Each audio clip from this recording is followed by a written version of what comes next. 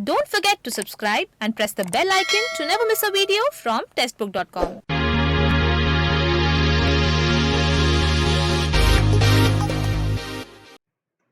नमस्कार, स्वागत है आपका टेक्स्टबुक.com में। इंडिया नेपाल बॉर्डर डिस्प्यूट, जी हाँ, भारत और नेपाल के बीच में सीमा विवाद एक बार फिर से चर्चा में है। मैंने सीमा विवाद शब्द एक बार फिर से इसलिए इस्तेमाल किया है क्योंकि भारत और नेपाल के बीच में पहले भी सीमा विवाद सामने आ चुका है, लेकिन इस बार सीमा विवाद सामने क्यों आया है, इसके पीछे की वजह क्या है, ये सारी जो बातें हैं इनको हम डिस्कस करेंगे इस वीडियो में।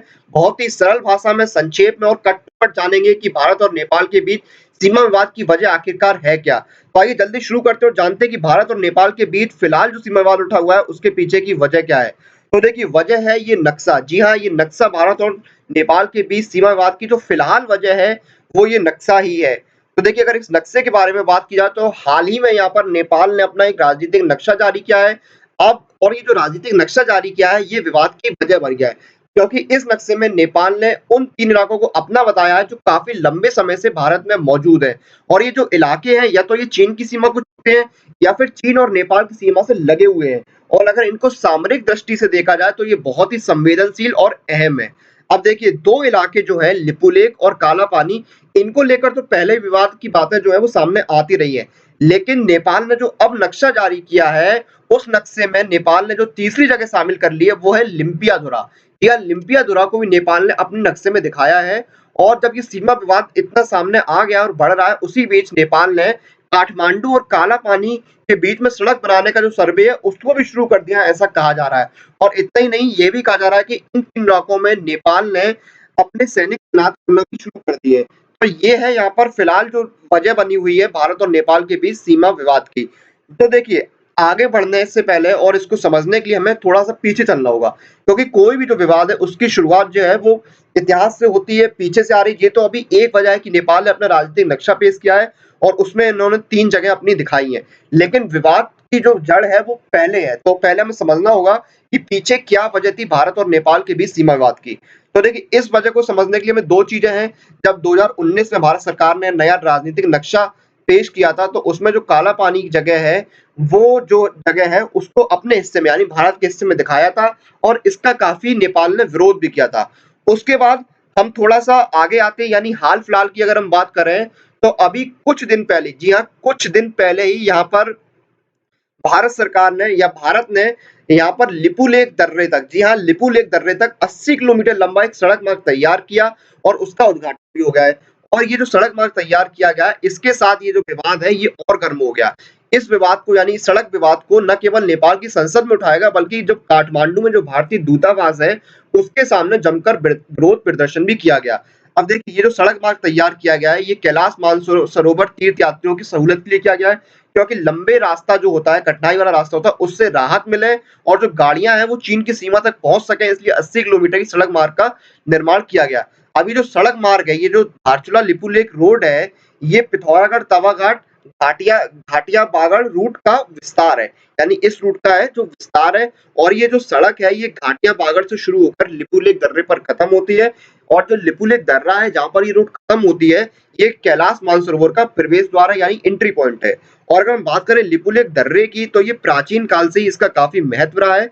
और इसका महत्व इसलिए रहा है क्योंकि यही वो रास्ता है जहां से होकर भारत और तिब्बत के बीच व्यापार होता था और तीर्थ यात्री कैलाश मानसरोवर की यात्रा पर जाते थे। तो लिपुलेख दर्रे का अपने आप में इसलिए काफी महत्व बढ़ जाता है क्योंकि यहाँ पर भारत और तिब्बत के बीच व्यापार होता था और व्यापार के साथ साथ जो तीर्थ यात्री हैं कैलाश मानसरोवर जाने वाले, वो इस रास्ते से ही तीर्थ यात्रा करते थे। तो ये तो हो गई यहाँ पर विवाद की वजह।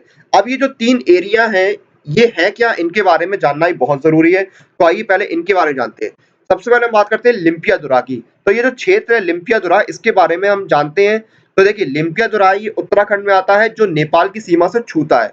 यहाँ पर जो महाकाली नदी है उसका ओरिजिन है और दरअसल जो विवाद की वजह है वो भी महाकाली नदी के ओरिजिन से ही शुरू हुई है। नेपाल का कहना है कि नदी का ओरिजिन लिपुलेख के पास लिम्पियाधुरा से है। ये दक्षिण पश्चिम की तरफ बहती है। वहीं भारत दावा करता है कि महाकाली नदी काला पानी नदी से निकलती है और दक्षिण पूर्व की तरफ बहती है। अब देखिए, 1816 में नेपाल और ब्रिटिश इंडिया, यानी ब्रिटिश के उस समय शासन था इंडिया में, तो 1816 में नेपाल और ब्रिटिश इंडिया के बीच में एक संधि की गई थी। सुगोली संधि। और इस सुगोली संधि के मुताबिक महाकाली नदी भारत और नेपाल दोनों की ही सीमाओं को छूती है। अब देख कैसे छूती है, पूर्व की तरफ नेपाल को और पश्चिम की तरफ भारत को ये नदी जो है वो छूती है। जबकि नेपाल का दावा है कि महाकाली नदी का जो स्रोत है दरअसल लिम्पियाधुरा ही है, जो फिलहाल भारत के उत्तराखंड का हिस्सा है, और नेपाल कहता है कि लिम्पियाधुरा उसका हिस्सा है। तो ये तो बात हो गई लिम्पियाधुरा की। अब हम बात करते हैं लिपू लेक की। अब हम पहले बात करेंगे काला पानी की। तो अगर काला पानी की बात की जाए तो देखिए पिछले साल जब भारत ने अपना नक्शा पेश किया था नवंबर 2019 में, तो इसे अपने नक्शे में दिखाया था। काला पानी को भारत ने अपने हिस्से में बताया था, जिसका नेपाल ने विरोध किया था। अब देखिए अगर काला पानी की हम बात करें तो काला पानी उत्तराखंड के पिथौरागढ़ जिले में आता है, और ये लगभग 35 वर्ग किलोमीटर की एक जमीन है, एक हिस्सा है। और सबसे बड़ी बात, यहाँ पर इंडो तिब्बत बॉर्डर पुलिस के जवान तैनात रहते हैं। और देखिए उत्तराखंड की अगर सीमा की बात की जाए तो उत्तराखंड की नेपाल से 80.5 किलोमीटर की सीमा लगती है, और 3 से 344 किलोमीटर की सीमा लगती है उत्तराखंड जिले की। अब ये जो काला पानी इलाका है ये भारत की दृष्टि से यानी सामरिक दृष्टि से बहुत अहम है। जब सन 1962 में भारत और चाइना के बीच में युद्ध हुआ था, तब चीन की जो सीमाएं हैं वो बहुत कोशिशों के बावजूद भी यहाँ तक नहीं पहुंच पाई थी। इसलिए ये एरिया भारत के लिए बहुत महत्व रखता है। काली नदी का जो उद्गम स्थल है, जो ओरिजिन है, वो काला पानी ही है। और भारत ने इस नदी को भी अपने नए नक्शे में यानी जो नवंबर 2019 में पेश किया था, अपने ही हिस्से में दिखाया था। और भारत का ये कहना है कि सन 1816 में जो ईस्ट इंडिया कंपनी और नेपाल के बीच सुगोली संधि हुई थी, यही उसका प्रमाण है कि ये भारत का हिस्सा है। तो देखिए सुगोली संधि देखिए हर बार चर्चा में आ रही है, तो इसको समझना ही बहुत जरूरी है। हम इसको भी समझेंगे, लेकिन उससे पहले हम जानते हैं लिपू लेक के बारे में। तो देखिए लिपू लेक की अगर बात की जाए कि लिपू लेक क्या है, तो देखिए लिपू लेक जो दर्रा है वो हिमालय का एक पहाड़ी दर्रा है, जो एक विवादित क्षेत्र है, ये तो हम लोग जानते ही हैं। ये जो विवादित दर्रा है, लिपू लेक दर्रा है, ये 5000 से ज्यादा यानी 5334 मीटर की ऊंचाई पर है। और प्राचीन काल में तो इसका बहुत ज्यादा महत्व था, क्योंकि भारत तिब्बत के बीच आने जाने के लिए इसी रास्ते का इस्तेमाल किया जाता था। लेकिन देखिए जब मानसून का मौसम होता है तो इसमें भूस्खलन और ठंड में बर्फ से ढका होने के कारण इस दर्रे से आना जाना बहुत मुश्किल हो जाता था।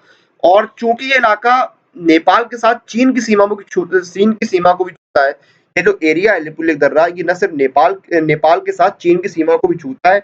इसलिए जो सामरिक दृष्टि है उसके लिए, उस लिहाज से भारत के लिए बहुत महत्वपूर्ण हो जाता है। और इसमें भी देखिए सुगोली जो संधि है उसका यहाँ पर डिस्कशन होता है, यानी सुगोली संधि को ही आधार मानकर भारत कहता है ये उसका हिस्सा है, और उसी की पश्चिम सीमा का निर्धारण करती है। तो ये बात हो गई यहाँ पर लिपू लेक की। अब हम जानते हैं ये सुगोली संधि क्या है, क्योंकि ये तीनों जो एरियाज है इनमें सुगोली संधि को आधार माना गया है, इनको ही डिस्कस किया गया है। तो इनको समझना, सुगोली संधि को समझना बहुत जरूरी है। तो देखिए सुगोली संधि की अगर बात की जाए तो देखिए ब्रिटिश इंडिया यानी जब ब्रिटिश की हुकूमत थी और नेपाल के बीच युद्ध हुआ था, और 1814 से लेकर 1816 तक युद्ध हुआ था, यानी लगभग 2 साल तक युद्ध चला था। और इस युद्ध विराम के लिए ये सुगोली संधि के ही बनी थी। इस सुगोली संधि जो है इस पर हस्ताक्षर मार्च 1816 को किए गए थे, और वो इसलिए किए गए थे ताकि इस युद्ध को समाप्त किया जा सके। और इस पर जो हस्ताक्षर है वो ईस्ट इंडिया कंपनी और नेपाल के जो गोरखा राजशाही थे, जो गोरखा राजतंत्र, उन्होंने इस पर हस्ताक्षर किए थे। अब ये जो संधि है इसके अनुसार देखिए क्या क्या चीजें उनको समझना बहुत जरूरी है। देखिए इस संधि के अनुसार नेपाल के कुछ हिस्सों को ब्रिटिश में शामिल करने, काठमांडू में एक ब्रिटिश प्रतिनिधि की नियुक्ति, और ब्रिटिश की सैन्य सेवा में गोरखाओं को भर्ती करने की अनुमति दी गई थी।